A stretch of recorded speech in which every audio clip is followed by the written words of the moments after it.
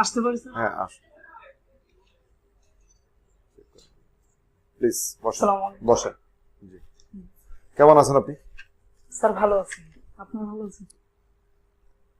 আচ্ছা আপনার cadre choice তো আপনি লিখেন নাই, আপনার কোন বিষয়ে পড়াশোনা করেছেন? স্যার আমি অর্থনীতিতে পড়াশোনা করি। অর্থনীতি পড়াশোনা করেছেন, কবে পাশ করেছেন? স্যার আমার সার্টিফিকেট 2017। 17তে। আচ্ছা বাংলাদেশের অর্থনৈতিক অবস্থাতে এখন দ্রব্যমূল্যের দাম অনেক বেশি, ঠিক জি না? স্যার। দ্রব্যমূল্যের দাম বেশি হওয়ার পেছনে কয়েকটা কারণ বলুন। স্যার এটা মূলত স্যার কয়েকটা কারণ আছে, এর মধ্যে স্যার ডলার সংকট একটা, স্যার ইউক্রেন রাশিয়ার যে যুদ্ধ এটা, আর স্যার কোভিড কোভিড পরবর্তী যে অতিরিক্ত চাহিদা সেটা একটা স্যার, মূলত এই তিনটা কারণে দেয়। মূলত আমরা এটা কিভাবে সমস্যার সমাধান করব? স্যার বৈশ্বিক সমস্যা আমাদের সমাধান করতে স্যার কিছুটা সময় লাগবে স্যার। এখন স্যার আমাদের সংকুলন নীতি গ্রহণ করতে হবে। সংকুলান নীতি না সংকোচন নীতি, কোনটা?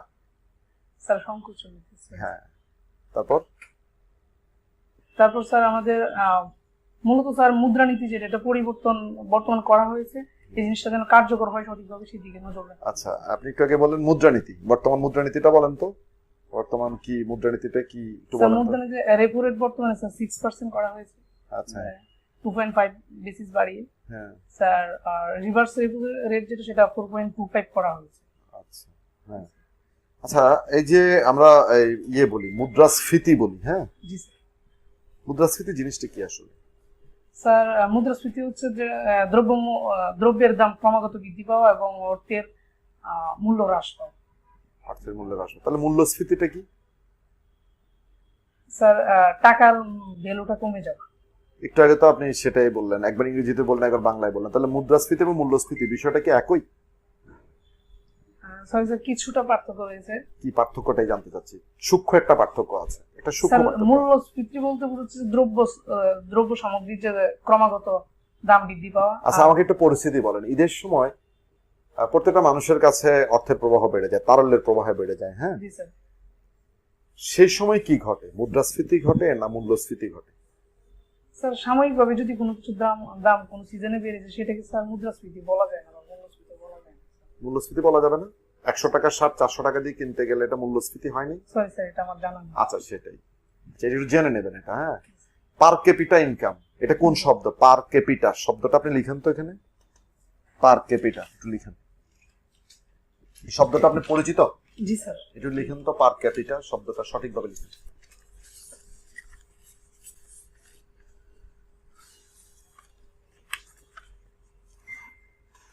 পার ক্যাপিটা হয়েছে কিনা দেখো তো একটু,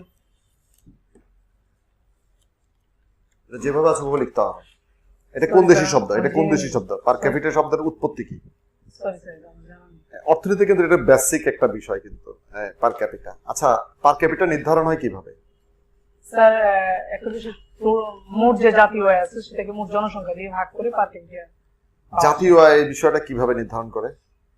স্যার অর্থনীতির যত দ্রব্য সামগ্রী আছে সবকিছু আর্থিক মূল্যকে নিয়ে জাতীয় আয় ধরা। এটা ধরেন তাহলে তাহলে জিডিপি কি? স্যার জিডিপি পার্থক্য হচ্ছে স্যার এখানে জিডিপি থেকে জিডিপি এবং জিআইএন এর পার্থক্যটা বলেন। স্যার জিডিপি হচ্ছে স্যার একটা দেশের ভৌগোলিক অবস্থানের ভিতর যা উৎপাদিত হয় সেটার আর্থিক মূল্য। আর এখান থেকে যদি আমরা স্যার বিদেশিদের উৎপাদিত দ্রব্য বাদ দিয়ে দিই এবং দেশীয় নাগরিক যে বাইরে উৎপাদন করে সেটা আমরা যোগ করি তাহলে জিএনপি পাবো।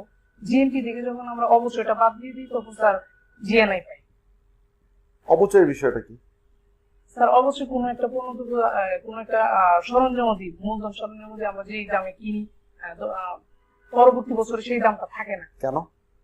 স্যার এটা ব্যবহারগুলো কমে যায়। ব্যবহার জনিত কারণ। আচ্ছা বলুন তো মুক্তবাজার অর্থনীতি কাকে বলে? স্যার মুক্তবাজার অর্থনীতি স্যার অর্থনীতিতে সরকারের কোনো হস্তক্ষেপ থাকবে না এবং দাম এবং যোগান চাহিদা সবকিছু অর্থনীতির যে প্যারামিটার গুলো এগুলো নির্ধারিত হবে চাহিদা এবং যোগানের মাধ্যমে। ঠিক আছে, প্রথম পছন্দ কি বিসিএস? প্রশাসন। বিসিএস প্রশাসন। Why it is your first choice? Sir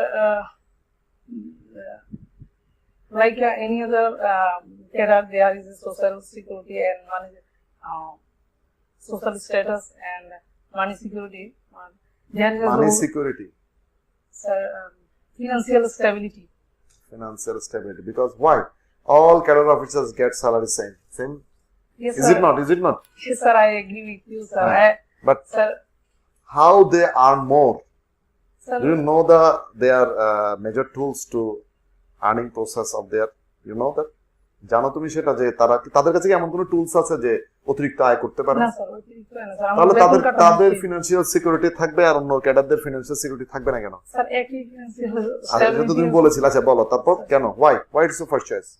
sir এখান থেকে স্যার আমি প্রশাসনের রাষ্ট্রের নীতি নির্ধারকের যে সর্বোচ্চ পর্যায়ে স্যার যেতে পারবো। নীতি নির্ধারণের সর্বোচ্চ পর্যায়ে যেতে পারে। হ্যাঁ, গুড। তারপর আধুনিক গণতান্ত্রিক রাষ্ট্রের মধ্যে আসলে নীতি নির্ধারণটা কেমন?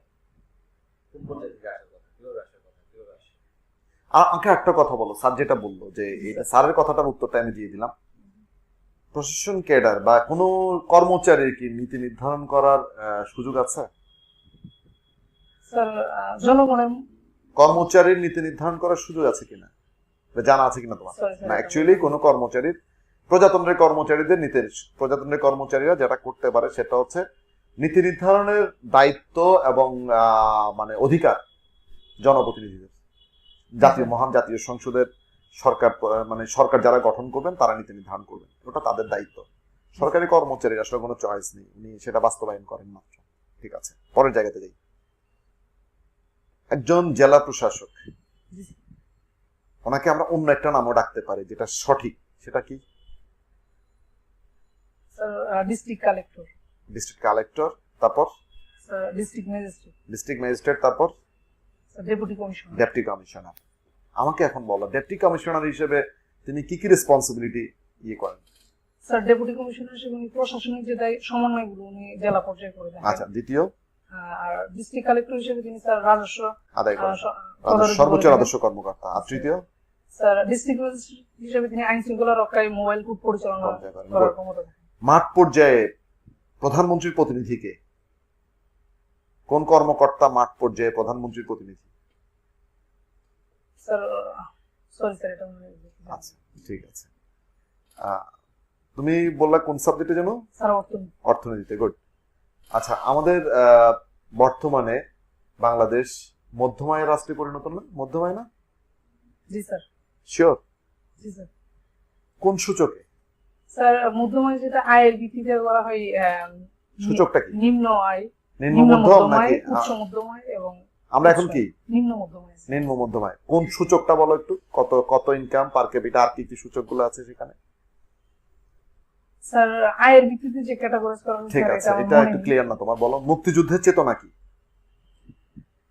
স্যার মহান মুক্তিযুদ্ধ যে উদ্দেশ্যে পরিচালিত হয়েছে, কি উদ্দেশ্য ছিল মুক্তিযুদ্ধের? উদ্দেশ্যটা কি ছিল?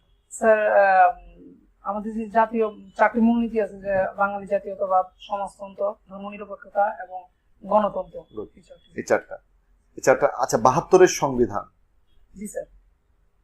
আর বর্তমান সংবিধানের মধ্যে পার্থক্যটা কি? স্যার আমরা এখন বর্তমানে ৭২-এর সংবিধানেই আছি। ৭২-এর সংবিধানে আছি? শিওর তুমি? স্যার ২০১১ সালে সংবিধান সংশোধন করে পূর্বের আচ্ছা। সংবিধান। কিছু কি ৭২-এর সংবিধানকে কিছু পরিবর্তন করা হয় না? স্যার ৭২-এর সংবিধানের সাথে অনেক কিছু যোগ করা হয়েছে। ৭২-এর সংবিধানে কি এটা ছিল? এই শব্দটা ছিল, পড়তে পারবা না, এমনি বলো, ছিল এটা? না স্যার, এটা ছিল না। তাহলে ৭২-এর সংবিধান তো পরিবর্তন হয়েছে না? জি স্যার। আচ্ছা, ঠিক আছে। আমাদের আরেকটু প্রশ্নে যাই আমরা। একজন ডেপুটি কমিশনার কারাগারের একটা দায়িত্ব পালন করেন তিনি। হ্যাঁ, তারা জেলায় কারাগার আছে না? জি স্যার।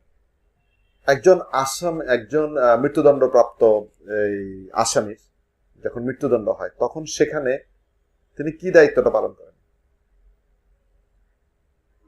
Sorry sir. আচ্ছা, ঠিক আছে, এটা জানা থাকতে হবে। এটা ওনার একটা প্রাইম ডিউটি, কিন্তু ওনার একটা প্রাইম ডিউটি। এটা আমরা পরের জায়গাতে যাই। বাংলাদেশের বর্তমানে একটা ভূমির সম্পর্কিত একটা আইন করা হচ্ছে এবং এই আইনটা এখনো জাতীয় সংসদে পাস হয় নাই, যদিও আমাদের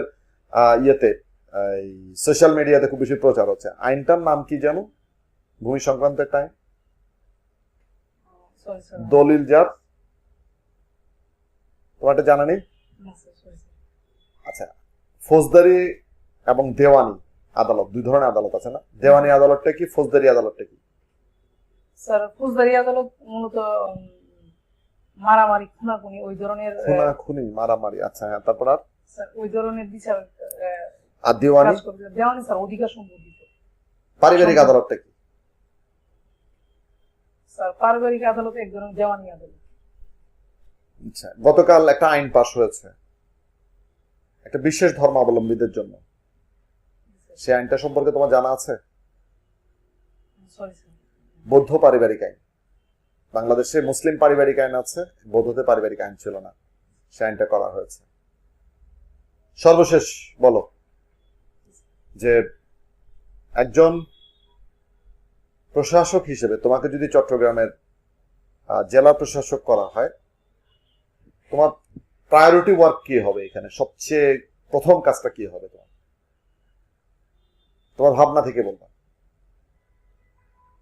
স্যার আমি প্রথমত স্যার এখানকার যে সমস্যাগুলো আছে। কি সমস্যা?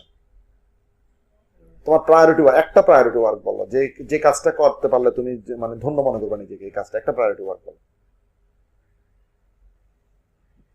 স্যার নিয়োগ প্রক্রিয়া বর্তমানে স্বচ্ছ আছে, এটা যেন স্যার জেলা প্রশাসকের তো নিয়োগ প্রক্রিয়া, জেলা প্রশাসকের খুব বেশি কাজ নেই এখানে, জেলা প্রশাসকের তো খুব বেশি কাজ নেই, আছে কি? খুব বেশি কাজ তো নেই এখানে। ধন্যবাদ, ধন্যবাদ তোমাকে। তোমরা কিছু জিজ্ঞেস করবে? দাম দিয়ে কি দেখছি ভালো দাম একটা ছিল জি স্যার। কি দাম কি দাম দিচ্ছে স্যার রক্ত দিয়ে দিয়েছি স্যার। রক্ত স্যার আমাদের মা বোনদের ইজ্জত এগুলো দিয়ে সম্ভ্রম আর সম্ভ্রম দিয়ে স্যার। আর দেখো, মহান মুক্তিযুদ্ধে 30 লক্ষ মানুষ শহীদ হলেন, 2 লক্ষ মা বোন নির্যাতিত হলেন, প্রায় 1 কোটি মানুষ শরণার্থী হয়েছিলেন। কিন্তু জি স্যার। অল্প কিছু স্বাধীনতা বিরোধী ছাড়া প্রত্যেকটা মানুষ কিন্তু কোনো না কোনো ভাবে ক্ষতিগ্রস্ত হয়েছিলেন। এই জন্যই গানটা আর কি, দাম দিয়ে কিনেছি স্বাধীনতা, কারো দানে নয়। ঠিক আছে, ধন্যবাদ। যাও তুমি এখানে, তোমার সাথে আমরা কিছু বলবো। বলো তোমার অবজারভেশন গুলো বলো। ওকে, আমার ভালো ছিল, কনফিডেন্স ভালো ছিল, ম্যানার ঠিক আছে, তবে সাবজেক্ট নলেজ ভালো, তবে ক্যাডার নলেজ যে আপনার একটু ঘাটতি আছে। নাদির মিয়া আপনার প্রথম চয়েস বলেছেন বিশেষ প্রশাসন। আর ভাষাগত সমস্যা আছে, ইংরেজিটা ভালো বলতে পারো না, এটা একটু প্র্যাকটিস করতে হবে। জি স্যার। ইংরেজিটা আরো ফ্রিকোয়েন্টলি বলতে হবে। ইংরেজিটা না স্যার আমি স্যার আজকে স্যার প্রস্তুত ছিলাম না, আমি আসছি দূর থেকে। আচ্ছা, ঠিক আছে, থ্যাংক ইউ। আর কিছু বলবা তোমরা? না, থ্যাংক ইউ। তোমার আশা করি তুমি ভালো করবা। তোমার সাবজেক্ট নলেজ অনেক ভালো, হ্যাঁ, তুমি আসলে একটু সময় দিলে ভালো করবে ইনশাল্লাহ। দোয়া করবেন। ঠিক আছে, হ্যাঁ, থ্যাংক ইউ, ভালো করবে।